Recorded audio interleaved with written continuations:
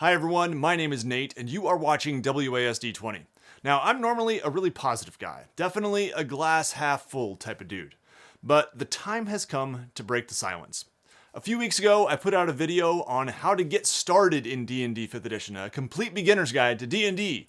And wow, what timing. There were a lot of comments about getting started in D&D by finding a completely different game, and I've been getting some feedback from my viewers to speak out about some of the recent events at Wizards of the Coast, the current creators of D&D, and also, by the way, a subsidiary of Hasbro. And yeah, in early January, we started to see a huge backlash against Wizards of the Coast and D&D, a wave of people canceling their D&D Beyond subscriptions, content creators like me, as well as RPG publishers, raising all sorts of alarm bells, and a lot of people saying they're done with D&D and moving on to other tabletop RPGs.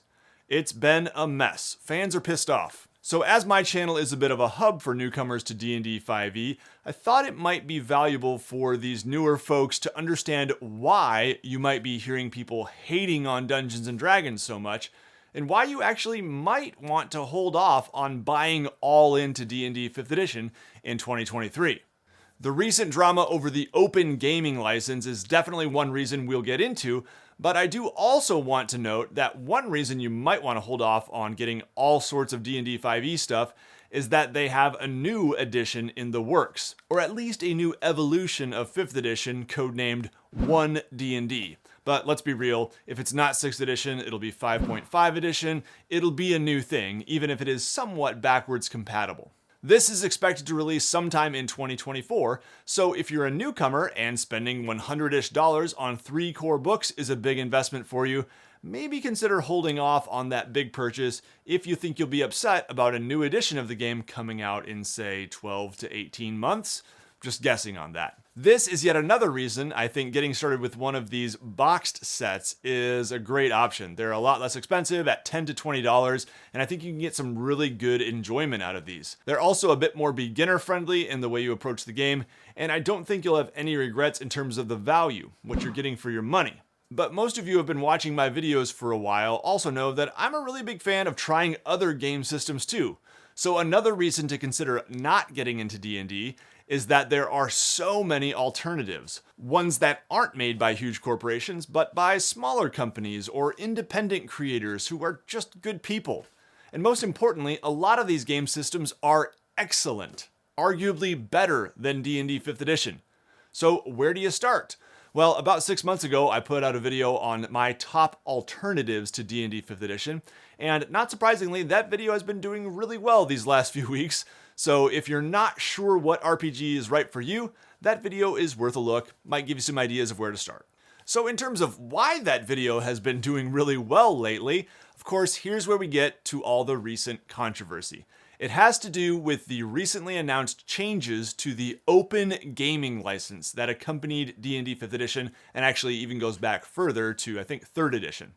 Now, I realize I'm a little late to the game here, and I can understand a lot of people thinking I should have spoken up sooner. I would have liked to, but firstly, I found a lot of this legal stuff a bit confusing and felt other people on YouTube were just doing a better job explaining it than me. And secondly, I've honestly had a hard couple months in my personal life, and I've not really been super into the news. So those are my excuses. So, the open gaming license is something that allows third-party creators, whether that's decently sized companies like Kobold Press, MCDM, or Critical Role, or little guys who make cool RPG stuff on Patreon or make a PDF to put on DriveThruRPG, to create D&D 5th edition compatible products and sell them. The OGL lets these creators use the 5th edition system reference document, or SRD, which includes the basics of the 5e rule set. They can use this in their own game systems as well, or they can make supplements that neatly fit with the existing D&D 5e stuff. There's quite a lot more I could say about that, and if you want more detail, I definitely recommend you check out Bob Worldbuilder's video on the topic. I'll put a link down in the video description. But yeah, there are tons of third-party products that use the OGL, like any of these RPG books that have a little 5e logo on them, or gaming aids like these animated spell cards from the Deck of Many, and even video games. There's just a ton of stuff that uses it. Now, the controversy started back in November of 2022 when there was a leak that implied that there would actually not be an OGL for the next edition of D&D, and the general feeling behind this was that Wizards of the Coast was sick of seeing third-party creators making tons of money on the rule set they developed, profiting from their system. And that frustrated them. So that's where it started, and there have been a lot of ups and downs to the story. We won't get into every twist and turn. You can watch Bob World Builder's video for a little more, and also D&D Shorts has some good videos on it. But I will say that Wizards of the Coast later released a statement that said there actually will be an OGL, but sort of implied it might not be quite as open as the previous one. The Open D&D hashtag started trending in early December, I believe, as fans were really concerned and throwing their support behind a more open license similar to the current OGL 1.0. Then in early January, there was another leak that seemed quite reputable that included an actual OGL 1.1 that was indeed a lot more restrictive on creators, would have very negative impacts on what they do, and therefore would also impact the amount of cool, creative 5e compatible stuff we consumers would get. It included things like really significant royalties creators would have to pay, needing to let Wizards of the Coast know and kind of register your products with them, and generally just giving Wizards a lot more control over the work of these third-party creators. It would also have nullified the OGL 1.0, which is something Wizards of the Coast said they could never do when they first released it back with, I think, 3rd edition and maybe 2000-ish. And from what I hear, that's not legal. Like, Paizo and others were ready to go to court over this. This all led to even more backlash and a wave of people canceling D&D Beyond subscriptions, with Wizards of the Coast publicly silent on the matter for about a week. It was not a good look.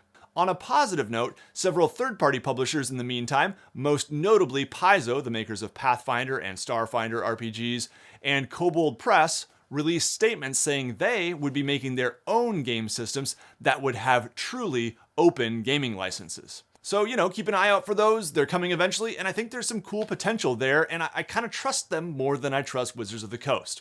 But Wizards of the Coast finally released a statement on Friday, January 13, and they have now basically walked back all of their negative statements, saying they have heard us. The new OGL 2.0, they're now calling it, will not include many of these more restrictive and controlling provisions. They were also trying to play the previous version off as a draft that went to creators for feedback, which doesn't seem true at all. Their intent was to release this to the creators and give them 1 week to sign.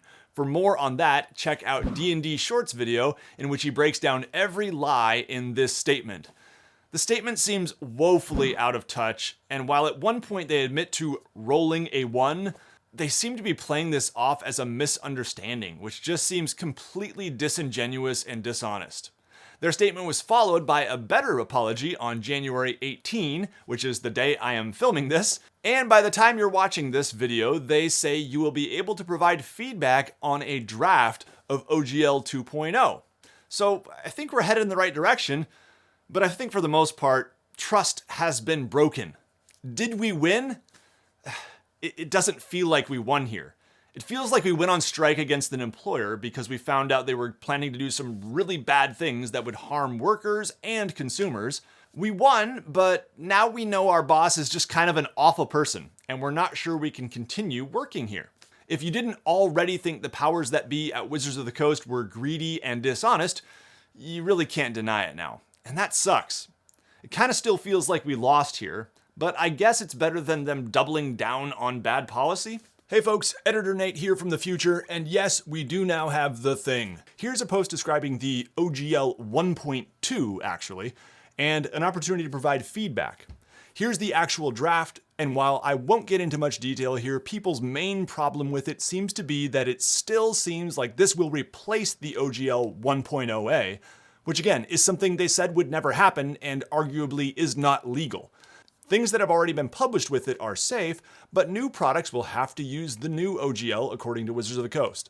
There are many more complaints people have about it too, but that's a big one. And even though there are some surprisingly positive things here as well, I'll again emphasize I personally have a hard time trusting anything Wizards says right now.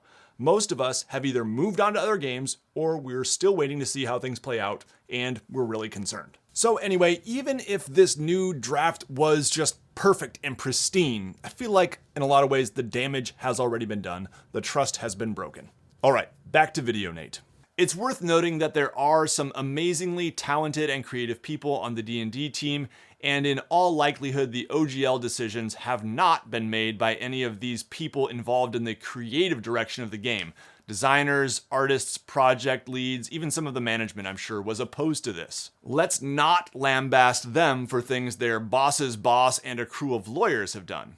It must be really hard to work on this game and try to be a caring steward of its legacy, only to see it being dragged through the mud by people higher up the corporate food chain. So if you're considering getting into D&D here in 2023, hopefully I've given you some good information. For the record, I still really like the game, and if you want to start playing D&D, these box sets are a really good introduction to the game. But only you can decide whether this is a company and a product you want to support. No judgment here either way, but do remember there are some good alternatives out there and some really good reasons to support them. Questions? Comments? Leave them down below. I'd love to hear from you. Thank you to the WASD20 patrons. If you want to find out more about how you can join the mighty patron army, go over to patreon.com/WASD20. There's some pretty cool rewards too. And I want to thank you all for joining me for this one. If you liked it, make sure you leave it a like, make sure you're subscribed, and everybody take care. You'll see me again very soon.